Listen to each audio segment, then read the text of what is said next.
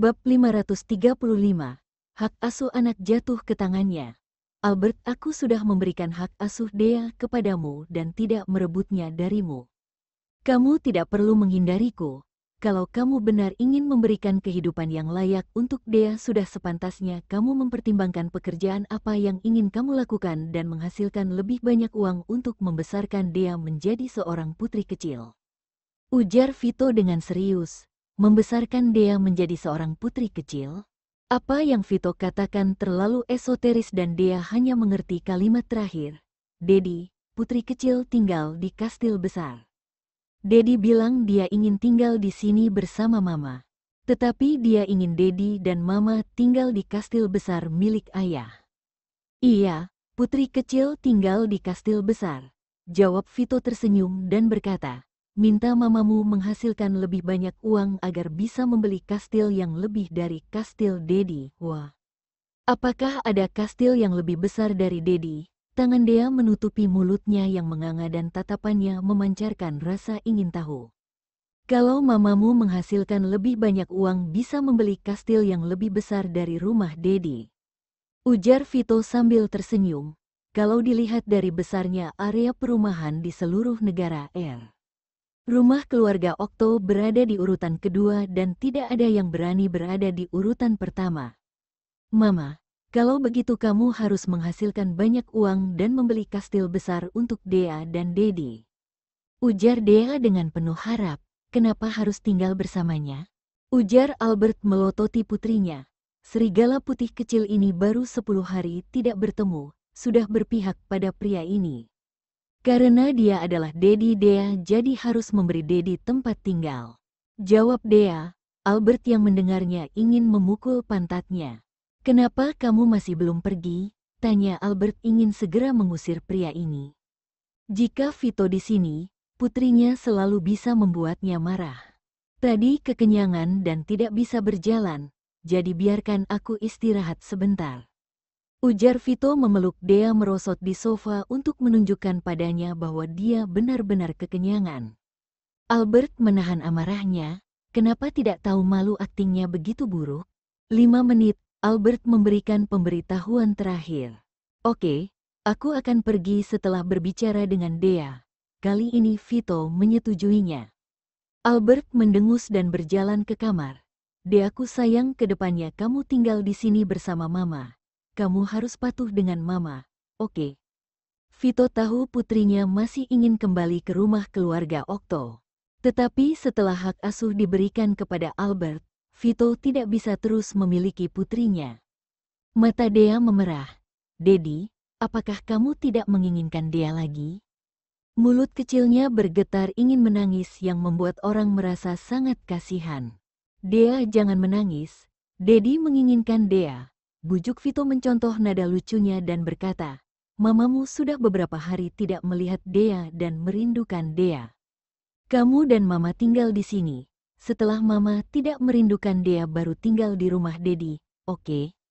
Aku ingin Mama pergi ke kastil besar Dedi.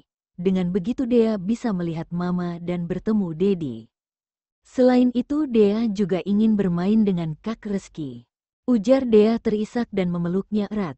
Kalau begitu malam ini Dea tinggal bersama Mama. Besok Dedi akan mengajakmu pergi ke kastil, oke? Vito terus membujuk putrinya dengan sabar. Benarkah? Dea menatapnya dengan linangan air mata. Sini, Dedi bisikkan sesuatu. Vito menundukkan kepalanya dan berbisik di telinga Dea. Dea yang patuh, ya, malam ini tinggal bersama Mama. Kalau tidak Mama akan mengira Dea tidak merindukannya dan sedih. Apakah Dea ingin Mama menangis? Mama tidak boleh menangis, nanti jelek. Ujar Dea menggelengkan kepala. Kalau begitu Dea, jangan biarkan Mama menangis dan tinggal bersama Mama malam ini, oke? Besok Dedi akan datang menjemput Dea, tanya Vito. Janji. Dea mengulurkan jari kelingking. Vito juga mengulurkan jari kelingking. Jari kelingking Dea yang putih dan lembut hampir tidak bisa mengaitkan jari kelingking Vito. Jari kelingking kecil Dea seputih salju dan jari Vito yang berkulit terang membentuk gambar yang sangat indah. Kalau begitu Dea yang nurut sama Mama ya, besok Dedi akan mengajak Dea membeli rok. Dedi, aku ingin membeli mainan. Ujar Dea. Baik, Dea akan nurut. Dedi peliharalah Jimbo untuk Dea. Itu akan diberikan untuk makan ikan.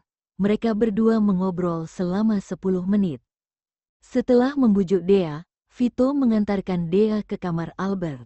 Bolehkah aku membawa Dea pulang ke rumah keluarga Okto selama sehari? Tanya Vito meminta izin. Albert hanya menanggapi tanpa banyak bicara. Kalau begitu aku pulang dulu. Vito menurunkan Dea dan mencium pipi kecilnya. Kemudian berdiri dan berbalik pergi. Tiba-tiba pahanya terasa kencang dan berhenti. Dedi, ingat harus menginginkan Dea ya, ujar Dea dengan mata merah. Seakan kepergian Vito menandakan tidak menginginkan dirinya. Mama bilang besok Dea boleh pergi ke kastil ayah. Dea yang patuh ya. Ujar Vito berlutut. Apakah Mama juga pergi? Tanya Dea. Nanti sebelum Dea tidur akan menanyakan ke Mama apakah dia akan ikut. Baik, Mama dan Dea pergi ke kastil besar. Setelah membujuk Dea, Vito sekali lagi berbalik dan pergi. Segala sesuatu di rumah ini tidak berubah sama seperti ketika Albert pergi. Barang-barang di sini terlihat sangat baru seperti baru saja diganti dan sangat bersih. Jadi Albert tidak perlu membersihkannya lagi. Koper yang Albert taruh di hotel sudah diantar kemari. Pakaian di dalam lemari tidak ada yang berubah. Begitu membuka pintu lemari bisa mencium aroma deterjen cucian serta beberapa pakaian baru dan piyama Dea yang telah dijemur sinar matahari. Albert mendesah lega dan perasaannya merasa kacau. Apa yang sedang dilakukan pria itu? Bagi Albert, dia hanya Dedi. Dea sama sekali tidak perlu melakukan begitu banyak. Ketika memandikan Dea dan mengganti piyama, Mama, Dedi membelikan pakaian cantik untuk Dea dan Dedi bilang dia akan membelikan gaun yang indah untuk Mama. Ujar Dea memandangi piyamanya dengan gembira. Sangat cantik, ujar Albert tersenyum tipis dan nada suaranya sedikit kecewa. Albert pernah melihat piyama ini di situs web resmi dan harganya puluhan juta. Dengan perekonomiannya saat ini tidak akan mampu membelinya. Selain itu, harga pakaian yang dikenakan Dea hari ini seharga lebih dari 200 juta. Pria itu sangat mencintai Dea bahkan sebelum dia mengetahui Dea adalah putrinya. Bab 536. Mengapa Mommy dan Dedi tidak tidur bersama?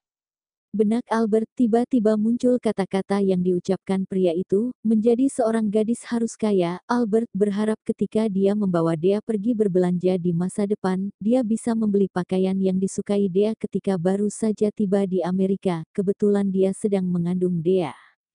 Dia merawat bayi yang belum lahir ini dengan sangat hati-hati, karena saat itu Lucinta masih melarikan diri, jadi dia tidak berani menghubungi orang-orang yang dia kenal. Setelah melihat berita bahwa Lucinta telah meninggal, bayi di dalam perutnya sudah berusia 3 bulan. Albert takut Kina akan membiarkan Ezra menemukannya setelah Lucinta pergi. Pada akhirnya, dia tidak menghubungi temannya, Tama. Biaya hidup di Amerika sangat tinggi. Dia tahu bahwa biaya pengobatan jauh lebih tinggi dan banyak orang bangkrut karena membayar biaya pengobatan. Pada saat itu, dia memberikan hampir semua uangnya kepada Tama sebagai kompensasi atas kerugian yang dilikuidasi, sehingga uang di tangannya tidak terlalu banyak. Karena dia sangat menyayangi anak di perutnya dan anak ini juga merupakan satu-satunya kesayangannya, jadi dia tidak berani melakukan banyak pekerjaan. Pada akhirnya, dia menemukan pekerjaan yang mudah dan ringan, tetapi gajinya hanya cukup untuk pengeluaran sehari-harinya. Jadi dia tidak bisa menabung sepeser pun. Pada saat melahirkan Dea, dia merasa kesulitan untuk melahirkannya karena kekurangan olahraga pada hari-hari biasa. Kemudian mengakibatkan pendarahan yang parah dan dia harus tinggal di rumah sakit selama sebulan penuh. Tabungannya hampir kosong, ini membuatnya sangat membutuhkan pekerjaan yang dapat menghidupi putrinya dan dirinya sendiri. Penampilannya sangat bagus, tetapi banyak orang hanya melihatnya dari luar. Bahkan jika dia diterima di sebuah pekerjaan, orang-orang hanya ingin memanfaatkannya. Pada saat itu, dia mengalami banyak rintangan dan sering berganti pekerjaan selama hampir setengah tahun. Kemudian dia menemukan pekerjaan yang sangat baik dan dia mengerjakannya sampai hari ini. Baik secara mental maupun materi, dia mencoba memberi putrinya kehidupan terbaik. Namun, dia baru menyadari bahwa setoran di kartu banknya bahkan tidak mampu membayar piyama yang dikenakan putrinya sekarang. Pria itu adalah orang kaya dan juga Dedi Dea. Dia bisa memberi Dea kehidupan yang lebih baik. Tetapi dia malah memberi hak asuh Dea kepada Albert. Dea dapat menjalani kehidupan yang lebih baik ketika dia tinggal dengan keluarga Okto. Tetapi Albert, Mommy, kenapa kamu tidak bicara? Dea meremas pipi Albert dengan kedua tangannya. Dedi berkata bahwa Dea bisa kembali ke mansion besok dan juga ada kakak Clayton. Dea bertanya pada Mommy apakah dia ingin kembali. Mommy tidak menghiraukannya. Sudah, saatnya Dea tidur. Albert kembali fokus dan berkata sambil tersenyum. Mommy, kamu harus memelukku dan membujukku untuk tidur. Dedi memeluk Dea dan membujuk Dea untuk tidur. Dea menyelinap ke dalam pelukan Albert dan berkata sambil tersenyum. Bagaimanapun, Dea adalah anak berusia 3 tahun. Dia berpikir bahwa Dedi sangat baik padanya, jadi Mommy juga harus baik padanya. Oke, Mommy akan memeluk bocah kecil ini dengan hangat dan membujuk bocah kecil sampai tidur. Albert memeluk putrinya dan menepuk punggungnya dengan lembut. Bocah yang pintar, Dea mengoreksinya. Iya, pintar. Albert setuju dengan kesal dan tertawa. Mommy, Dea memanggil dengan mata tertutup. Kenapa, Tante Kina dan dedinya kakak Clayton tidur bersama? Kenapa kamu dan Dedi tidak tidur bersama? Dea bertanya dengan imut-imut. Pertanyaan putrinya membuat wajah Albert menjadi suram. Setelah berpikir, dia menjawab, karena Mommy ingin tidur dengan Dea. Kakak Clayton tidur sendirian. Dea bukan anak berusia 3 tahun lagi. Dea sudah berusia 3,5 tahun, jadi Dea bisa tidur sendiri. Mommy, kamu bisa tidur dengan Dedi. Saat Mommy tidur dengan Dedi, dia bisa melihat Dedi dan Mommy setiap hari. Albert berkeringat. Tante Kina sama dedinya kakak Clayton sudah menikah. Seperti pengantin wanita dengan gaun putih di TV, ada seorang pangeran yang menawan dalam setelan jas, ada seorang gadis kecil yang cantik dan seorang pendeta. Apakah dia mengingatnya? Mereka bisa tidur bersama-sama hanya ketika mereka sudah menikah. Mommy dan dedimu tidak menikah, jadi harus tidur terpisah. Dia memberi contoh untuk menjelaskan kepada putrinya. Kalau begitu Mommy dan Dedi menikah saja, Dea berkata dengan lugas. Setelah jeda, dia berkata lagi, Dea juga ingin memakai rok putih untuk menjadi gadis kecil cantik. Dea tidak pernah menjadi gadis kecil yang cantik.